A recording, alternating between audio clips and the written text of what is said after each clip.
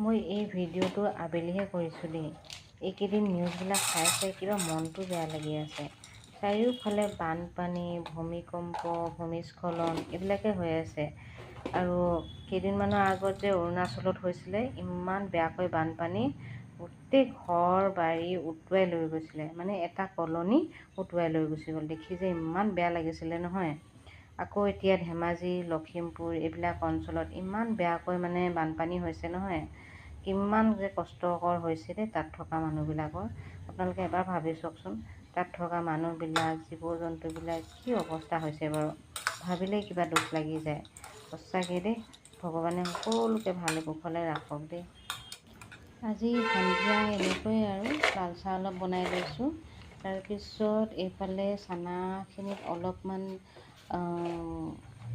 পিঁয়াজ আৰু ধনিয়া পাত দি পেলাই এনেকৈ বনাইছোঁ আৰু আজিলৈ আহিছোঁ। বাই।